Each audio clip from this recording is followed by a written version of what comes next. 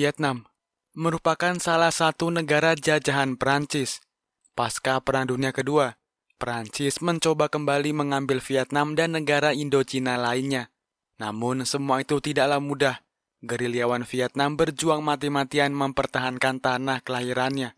Medan tempur yang berada di dalam hutan jelas sangat menguntungkan pasukan gerilyawan Vietnam. Pemberontakan ini menjadi awal masuknya intervensi Amerika Serikat dan Uni Soviet. Langsung saja, tanpa berlama-lama lagi, inilah dia kisah lengkapnya. Akhir tahun 1945, satuan tentara Prancis muda dikirim ke Indochina. Misi mereka adalah merebut kembali Indochina dari genggaman pemberontak Vietnam dan melucuti pasukan Jepang yang tersisa. Mayoritas dari satuan ini adalah anak muda yang tidak berpartisipasi dalam Perang Dunia Kedua.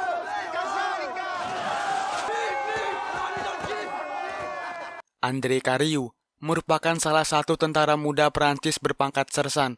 Seperti prajurit muda pada umumnya, dia memiliki semangat yang tinggi dalam perang kali ini. Padahal sersan André baru saja berlatih selama 2 bulan. Sersan André memiliki teman dekat seorang kapten bernama Robert. Berbeda dengan André, Robert telah memiliki pengalaman saat menjadi pasukan resistan selama Perang Dunia Kedua dulu. Di suatu siang setelah berlatih, prajurit Prancis beristirahat sambil membeli rokok dan beberapa botol minuman keras. Namun, mereka melihat sisa pasukan Jepang melintas. Beberapa unit pasukan Jepang yang tersisa memilih tinggal di Vietnam dan mendukung pasukan Viet Minh yang dibentuk oleh Ho Chi Minh. Tak lama setelah itu, sebuah demonstrasi kecil melintas di depan pangkalan mereka. Demonstrasi itu berisi dukungan kepada Viet Minh serta kemerdekaan Vietnam. Februari 1946, pasukan muda Prancis mendapat tugas pertama. Tugasnya adalah mengambil kembali delta Sungai Mekong dari Viet Minh dan melucuti semua pasukan Jepang yang tersisa.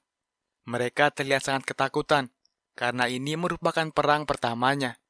Kapten Robert mencoba mencairkan suasana dengan berteriak.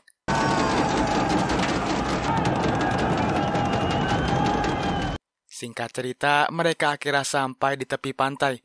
Tembakan dari arah hutan langsung menyambut mereka. Beberapa prajurit muda Prancis gugur dalam serangan itu.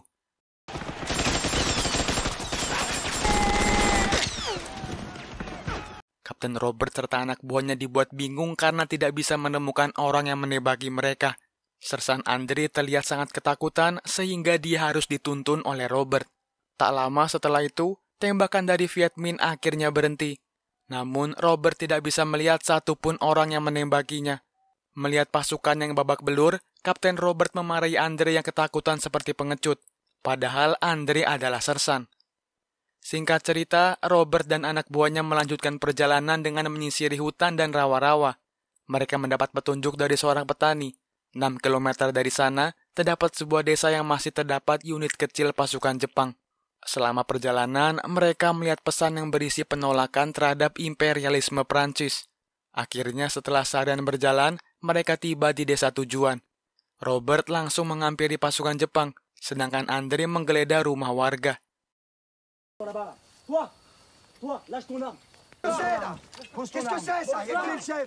Seorang pemimpin pasukan Jepang mengatakan, seharusnya ada sebuah kapal yang menjemputnya namun tidak pernah datang. Dia menyerahkan sisa pasukan Jepang dan berpesan agar menjaga anak buahnya. Lalu dia mengambil sebuah pistol dan bunuh diri di depan prajurit Perancis.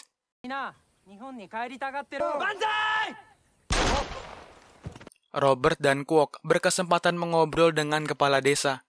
Selama berada di desa itu, Robert tidak melihat laki-laki sama sekali. Dia curiga kalau desa ini telah menjadi sarang pasukan Viet Minh. Kecurigaannya bertambah setelah sersan André berhasil menemukan bendera Viet Minh serta pamflet propaganda komunis.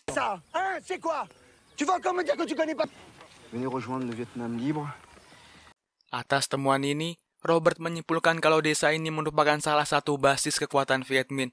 Dia memutuskan untuk membakar setiap rumah di desa ini.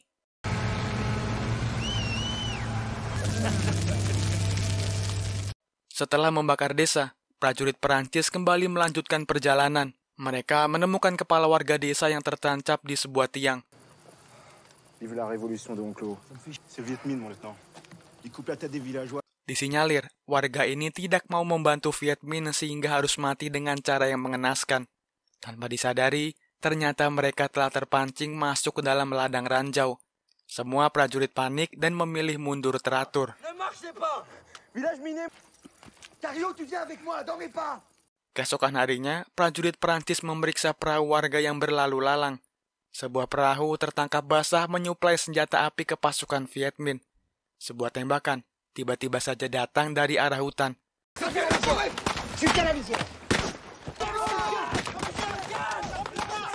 Robert langsung berlari menuju arah suara tembakan. Seorang pasukan Viet Minh berhasil ditangkap saat ingin masuk lubang persembunyian. Robert dan kawan-kawan langsung menginterogasinya. Siksaan yang berat tidak membuat dirinya mau berbicara. Prajurit Viet Minh yang tertangkap itu malah memotong lidahnya sendiri agar tidak berbicara.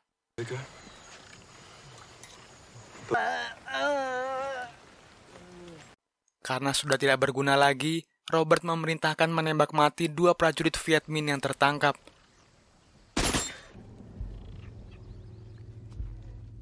Sore itu, Robert memutuskan beristirahat sejenak di sana. Andre mendengar siaran propaganda komunis dari desa terdekat. Nampaknya Andre agak terpengaruh dengan berita itu, sehingga dia mempertanyakan sikap Prancis yang menghalangi Vietnam untuk merdeka. Padahal dulu Prancis juga ingin merdeka dari Nazi Jerman. Saigon, tahun 1946. Andre berhasil menjalankan misi pertamanya dan kembali dengan selamat. Dia menghabiskan waktu dengan minum bir di kedai. Kepada seorang pelayan, Andre menceritakan keresahannya saat memerangi prajurit Viet Minh. La veut l'indépendance, la révolution. C'est des paysans contre qui on se bat. Pelayan itu masuk ke dalam, lalu mengenalkan sepupunya yang bernama Bat. Bat merupakan seorang dokter yang bekerja di rumah sakit Saigon. Bat mengetahui kalau Andre telah melihat banyak kejadian mengerikan dalam pengalaman pertamanya. Andre diajak ke rumah seorang Prancis yang sudah lama tinggal di Vietnam. Singkat cerita, mereka berdua mengunjungi rumah Jacques. Jacques adalah guru yang mengajar sejarah Prancis di sebuah sekolah di Saigon. Dia mengajarkan paham Republik Prancis, yaitu kebebasan, persamaan, dan persaudaraan.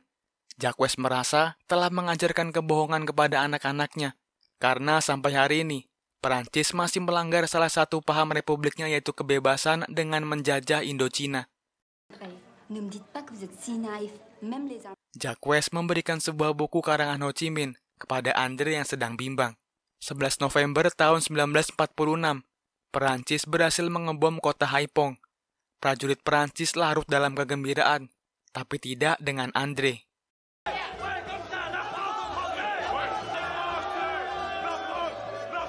Januari 1947, Robert dipercaya memimpin sebuah satuan tempur baru yang bernama Macan Hitam.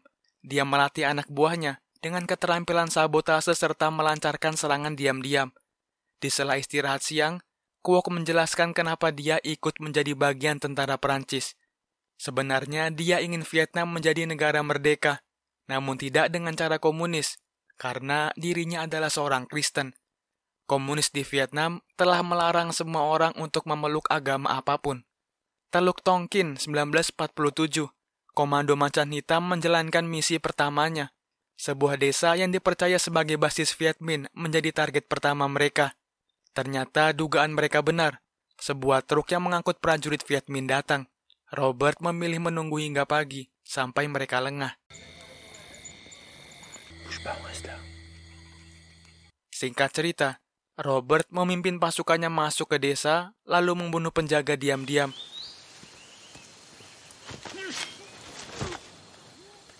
Rumah warga diledakkan sampai semua tak bersisa.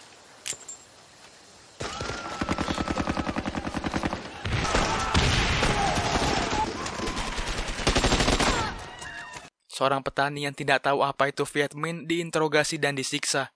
Andre hanya bisa terdiam melihat keluarga yang tidak tahu apa-apa dibantai.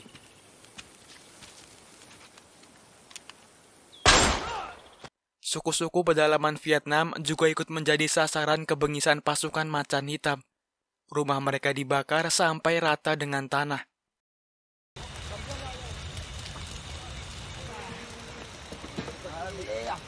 Bukit Langson, awal tahun 1948. Komando Hitam terlihat kesulitan menembus pertahanan Viet Minh.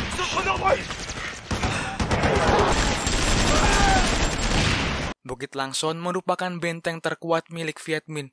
Banyak anak buah Robert yang tewas di ujung senapan pasukan Viet Minh. Hal itu terpaksa membuat Robert menarik kembali pasukannya. Semua orang berhasil kembali ke pangkalan kecuali Andre. Robert percaya kalau Andre akan selamat, karena dia adalah prajurit yang tangguh. Namun, Robert menemukan sebuah buku karangan Ho Chi Minh di koper Andre. Di sisi lain, Andre memilih menyerah kepada Viet Minh daripada melawan. Dia dibawa ke sebuah perkampungan yang menjadi markas prajurit Viet Minh. Dia ditanyai oleh petugas administrasi kenapa memilih kabur dari satuannya. Andre menjelaskan kalau dia tidak tahan dengan perilaku prajurit Prancis yang membunuh warga sipil. Andre tidak ingin membunuh siapapun, baik itu tentara Prancis atau Viet Minh. Walaupun Andre adalah tahanan, dia berkesempatan berkeliling desa. Dia bertemu dengan seorang guru yang sedang menyebarkan propaganda komunis kepada para petani. Est-elle qu'un ouvrier peut s'acheter la production? Guru itu meminta agar Andre berbicara tentang kekejaman tentara Prancis di Vietnam. Singkat cerita, seluruh warga berkumpul menantikan pidato dari Andre. Andre yang telah terpengaruh oleh paham komunis berbicara di depan bagaikan pahlawan. Seluruh warga takjub dengan Andre yang menentang segala bentuk imperialisme. Pidato dari Andre berhasil membakar semangat warga dan pejuang kemerdekaan Vietnam. Sont des hypocrites. La France trompe ses soldats. Sale guerre! Voilà la vérité! Merci! Tak lama setelah itu, pesawat tempur Prancis mengebom desa hingga rata dengan tanah. Salah satu rekan Andre di sana harus tewas terkena ledakan. Tentunya hal itu membuat Andre menjadi sangat sedih. Teluk Tonkin 1948. Andre mulai berani berpidato dengan pengeras suara. Pidatonya itu juga didengar oleh mantan teman-temannya.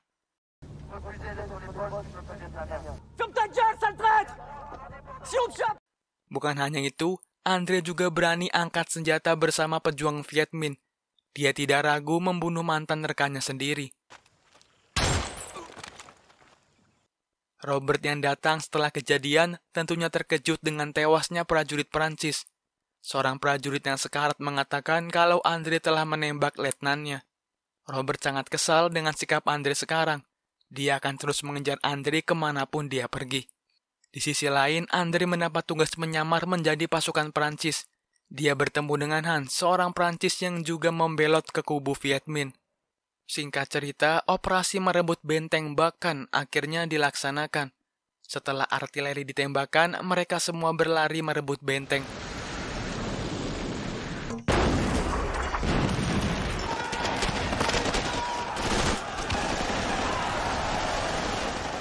Namun, tentara Prancis yang berada di dalam dengan mudah membantai prajurit Viet Minh.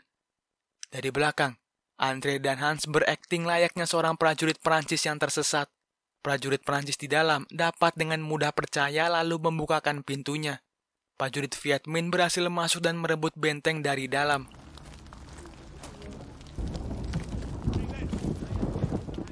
Cerita kembali ke Robert.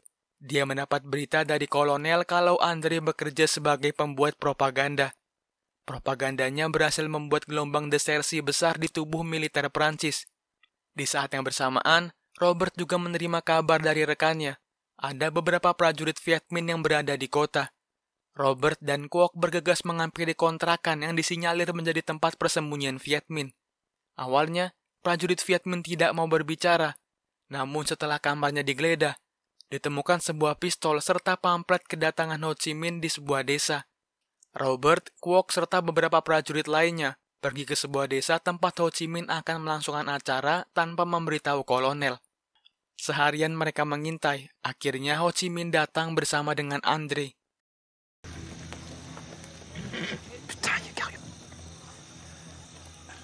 Tanpa berlama-lama, Robert langsung masuk ke lubang persembunyian Viet Minh. Mereka kebingungan karena terowongan itu dibuat banyak cabang. Tiba-tiba saja, terdengar suara granat dijatuhkan. Mereka menyadari kalau itu hanyalah jebakan. Alhasil, mereka semua terkubur hidup-hidup.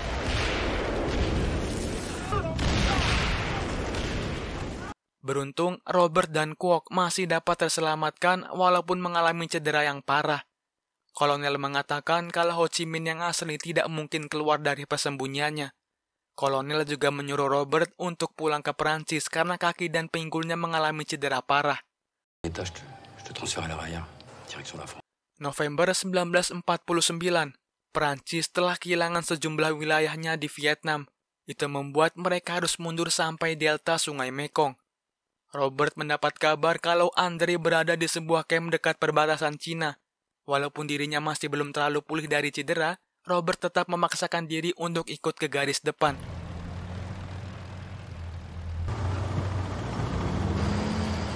Sesampainya di pangkalan militer garis depan, Robert tetap akan terus maju sampai perbatasan Cina guna mencari Andre.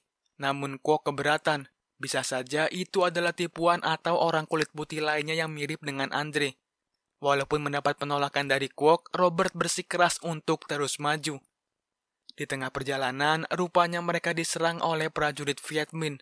Kwok sampai terluka parah karena terkena ledakan mortar. Dengan cederanya Kwok, Robert memilih mundur daripada melawan. Namun saat anak buahnya telah pergi, Robert masuk ke hutan lalu membuang senapannya. Dia menemukan mayat prajurit Prancis yang sudah mulai membusuk. Robert mengambil tanda pengenalnya dan menyobek fotonya. Dia berencana menyerahkan diri agar dapat bertemu dengan Andre, yang dipercaya berada di kamp dekat perbatasan Cina. Karena berjalan seharian tanpa makanan, Robert ditemukan oleh pasukan Viet Minh. Dia diberi minum lalu dibawa ke kamp kerja paksa.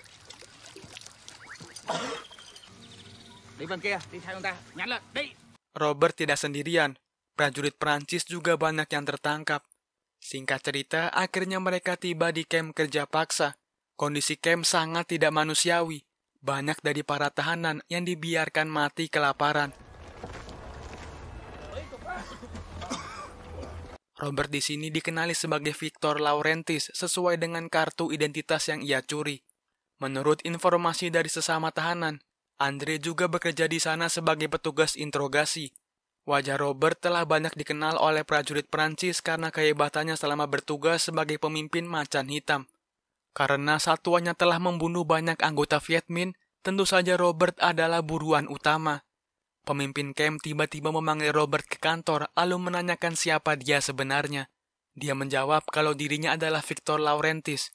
Komandan camp yang tidak yakin menyiksa Robert dengan cambuk sampai babak belur. GCP. Walaupun begitu, Robert tetap bersikukuh kalau dirinya bukan pemimpin satuan macan hitam. Karena tidak mau mengaku, terpaksa tahanan lainnya dihukum tidak diberi makanan. Singkat cerita, Robert dibawa ke Andre untuk diinterogasi. Ini merupakan saat-saat yang ditunggu oleh Robert. Andre akan melepaskan seluruh tahanan jika Robert menghentikan perlawanan Prancis dan mundur. Jelas Robert menolak. Dia memilih mati di kamp kerja paksa daripada memadamkan perlawanan. Di dalam gubuk, Robert merencanakan pelarian. Namun salah satu rekannya pesimis karena kamp ini berada jauh di pedalaman hutan. Bagi Robert, yang penting dirinya sudah mencoba daripada tidak melawan sama sekali. Upaya kabur dari Robert dan kawan-kawan rupanya telah tercium oleh Andre. Alhasil, Robert terpaksa dimasukkan ke kandang kerbau.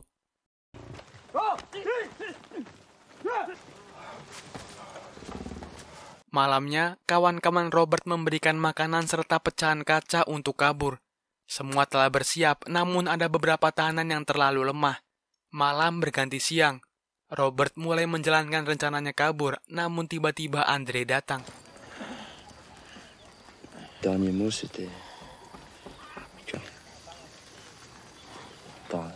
Sebagai mantan sahabat, Andre merasa kasihan dengan kondisi Robert di kandang yang sudah mulai sekarat. Namun tiba-tiba, Robert menyerang Andre menggunakan pecahan kaca yang ia bawa. Dan film pun selesai.